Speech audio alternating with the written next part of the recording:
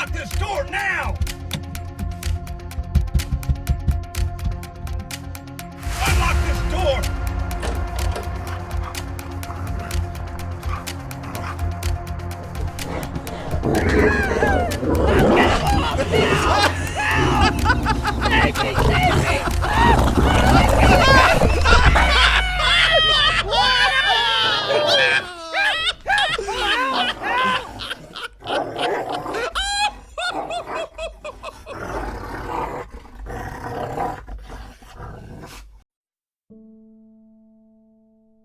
I've been working as an independent contractor for the past 10 years, watching a whole building coming together slowly and knowing I was a part of the whole process has always been a rewarding experience for me. That was what had motivated me to start in this field initially, and that is what keeps me working in it to this day. I had started off really small. In the beginning, I worked just as a mason, developing houses under my father's construction company. That's how I gained most of my experience.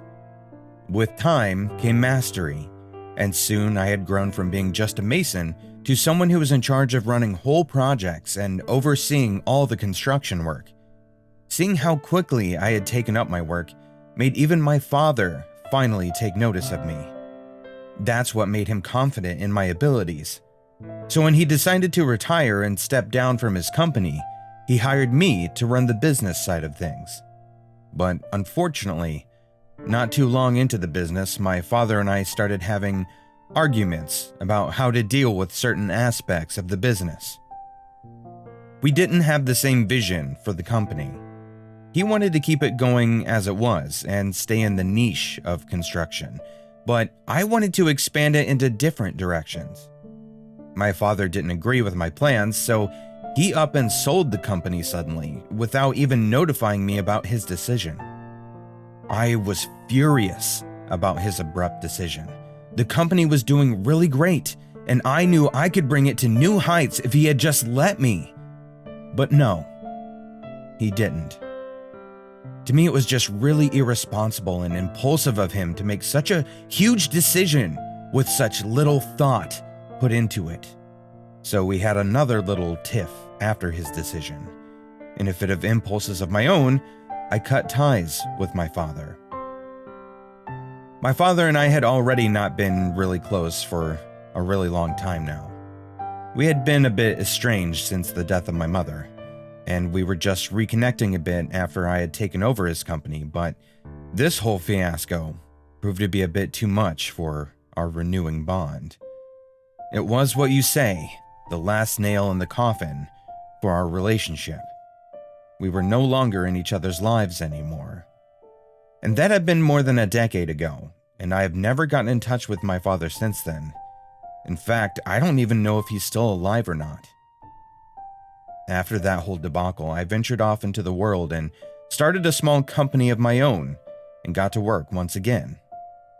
I had to raise this new company up from the ground that required a ton of work, but I was not deterred. I spent day and night at work, making a name for my small company, and I succeeded in doing so too. It had almost been a custom that my business would do well in the spring and summer, but it would slow down in the months of winter owing to the extreme cold.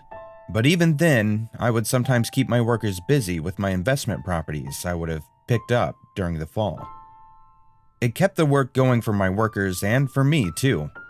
It had proven to be good practice we had going for both parties. So my business was doing well those days, but still not as well as I wanted it to be. That's why I'd been looking into picking up some vacant properties and growing it further. One such day on the business, I had just finished up my last appointment with my client for further work on his renovated kitchen when I got a call. It was my buddy Jack from my old neighborhood. Growing up, I was really close to my friends. We grew up together in the same neighborhood, we went to the same schools, the same playgrounds, everything. We used to spend almost all of our waking time together, be it in school, in the grounds, or be it in one of our houses. After going out into the real world, though, all of us had gone our separate ways. Many of us had even lost touch with each other. Jack was one of my friends that I still met up with from time to time. He owned a moving company that he had started with a mutual friend of ours, Henry. They picked up homeless people and offered them work and a warm bed to sleep. It was a really nice thing that they did for the homeless, so I admired them for that. Jack and I had also been working together over the years, building off-road Jeeps for off-road four-wheeling on his grandmother's property, so getting his call was not really that surprising for me. What was surprising, however, was the reason he was calling me this time. He reached out to me about some land he had picked up from a recent auction. He discussed the details about what he wanted to do with the land, which wasn't much, just to give me a gist of what he had in mind for the place. It was a huge piece of land, around 20 acres. I still don't know how he got 20 acres of land in the auction for only $10,000, but that's the amount he told me he paid for it. It was mind-boggling for me. For that type of land with a creek passing through it, it would cost you over $200,000 or $300,000 at the very least, and it wouldn't even be easy to get it either. All the big-time home developers would have wanted to snatch that off the market fast, so how he won the auction with such a low price was beyond me. He told me all about it because he wanted me to visit the place at the earliest and look into it. He wanted me to lead the construction and rehabilitation of the place, and he texted me the address, telling me to bring my camp gear and food for the next 4 days of off-roading and some fishing. That way we could have a much-needed retreat too. So not only would I get an understanding of the work to be done there, I'd have some fun doing it too. So with my curious mind that still couldn't wrap around the fact that it was 20 acres of land with just $10,000, I agreed to do so. The property was about 4 hours away from where I lived, so I picked up some new camp gear and fishing poles for the trip, along with some food and drinks.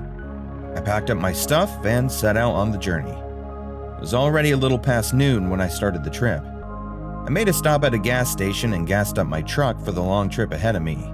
And finally, being on the way, I made a phone call to Jack, but I didn't get an answer in return. I didn't think much of it and decided to call him later. I happily drove ahead, jamming to the blasting music. It had been some time since I had been on a road trip this long, so I was thoroughly enjoying it. I kept trying to call Jack every now and then, but the number stayed unreachable. I had been driving for more than 3 hours by then and had reached the general area where Jack's place was supposed to be. Now I needed him to pick up my call and tell me further directions, but that was not happening. I came across a roadside gas station and decided to pull in there. The place looked vacant at first glance, but as soon as I pulled up, an old man stepped out of a shabby cabin. He walked out, spitting tobacco out of his mouth, and approached my car, with tobacco juice smothered on the side of his face. When I asked him how to get to Cooper Lane, he cut me off, asking how much gas I wanted. I told him to fill up the tank and he got to work. He asked me if I wanted the windows on my Jeep cleaned, grumbling. It was a bit puzzling to say the least. The man seemed really weird to me, but then again, I don't think he had many people coming to this place very often. So I let it go and let him continue pumping the gas. He soon pulled out a rag from his pocket and just up and spat on my windshield.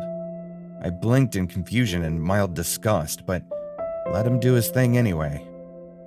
As soon as he was done with whatever rendition of cleaning he thought he was doing, he came up to me for the payment.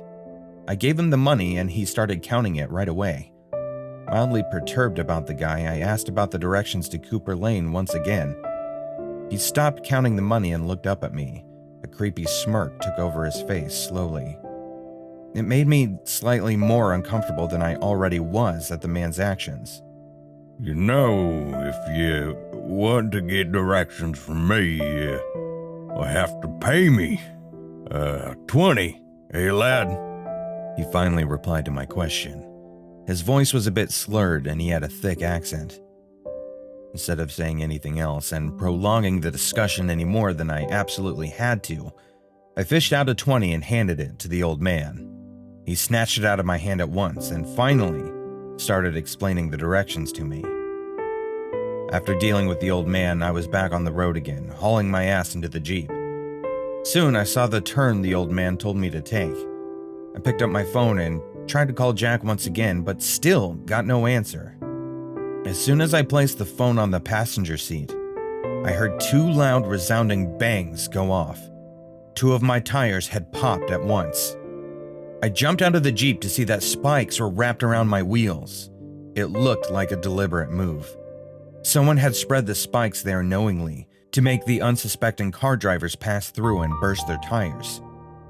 If it was a prank, it was in very poor taste, but this seemed more like a trap, honestly. I was standing there wondering what to do next when I heard something surrounding me. After a bit of focusing, I realized that they were decidedly animal sounds and they were coming towards me. I did not have my gun on me at the time, so I jumped back in the Jeep looking out my windows, trying to see where the sounds were coming from. And soon enough, I saw 3 hunters stepping out of the woods with their hunting rifles in their hands. They saw me and headed towards me. They asked me why I was on their property. I explained to them that I was just searching for my friend Jack's property and how I was told to come down this road to reach it. "Oh yeah, we know your friend Jack, but you're about 5 miles down the wrong way, man. We can take you to your friend if you're interested though. No worries," one of them offered. The 3 guys seemed to be a bit too friendly to be true, but what choice did I have at this point in time? I was already deep in the wilderness with the evening approaching. They asked me to come with them. That I respectfully declined, citing that I did not want to leave my Jeep behind. They told me they understood and they'd be reaching out to their buddy for the tow truck when they got back to the house. The sun was coming down fast, and I knew these guys wouldn't have a tow truck coming here anytime soon. The night would be on us too soon, so even if they ended up being helpful and decided to get me some help, it would have to be the next morning, not tonight. So I left everything in the hands of faith and decided to get some shut-eye. The next day, I woke up with a knife to my face, telling me to get up and start running. I got up in a frenzy, confused and disoriented. They told me they would give me a 45-minute head start and then give chase without any other explanation at all. I still had no idea what was going on, but I did notice that one of the guys was wearing a shirt that had Jack's company name on it. He must have noticed me looking at it. He gave a chortling laugh and decided to finally explain. So it turned out, Jack and Henry would gather homeless people, give them about 2 months to recuperate before they would bring them out to their land, and then hunt them down, but without guns. They had rigged booby traps and trained wild wolves to track them down. I grew more horrified as he kept on explaining. As it turns out, they had ran short on the people to hunt, and were already under scrutiny for hiring homeless people for their company, so they couldn't do that anymore. So now they were getting their acquaintances and friends to be part of the race, because they couldn't give up on the thrill of the chase. I could not believe my own friends would do such a thing. Just then, I saw Jack and Henry also coming out of the woods, leashes of wolves in their hands, but I could not even think to talk to them. Just then, someone shot a gun, signaling that my time had started. I gave them all a look and started running deep into the woods. I had been running for more than an hour now, and I still didn't know how I had managed to do that. Sure, I was out of breath and dripping in sweat, but still, I had no idea I could run that much and not collapse on the way. Adrenaline, my mind supplied. But I knew I could not keep this up for much longer. My breath was already coming in short pants and my heart rate was rapidly increasing now, and there was dripping sweat that was causing me dehydration. So if I wanted to get out of here alive, I had to think smart about it, not just keep running. As I was thinking that, I saw a cabin a little farther away from me. I took it as a sign from above and decided to go for the cabin. By then, I had started hearing the barks and howls coming from behind, so I quickened up my pace even more. I broke into the cabin and quickly locked the door behind me, looking around for something that might prove helpful, something to protect myself with, something to defend myself with. Soon enough, I saw the toolbox and the first aid box placed on a shelf. I hurried towards the shelf and hastily flipped open the toolbox. It didn't have much in lieu of an actual weapon, but I did see some nails and a hammer. That gave me an idea. I started rounding up all the nails from the toolbox, and then I proceeded to flip over a few floorboards. It was a bit difficult because they were firmly attached. Definitely great construction. Hats off to the man behind this, I thought in the back of my mind, but quickly shook my head to get rid of the stray thoughts and decided to focus on the task at hand. After getting the required floorboards out, I began hammering nails through them and placed them near the door. Then I moved to the next part, looking around the house in search of something else that might be useful. I came across a closet with various sports equipment inside, footballs, basketballs, various rackets, and whatnot.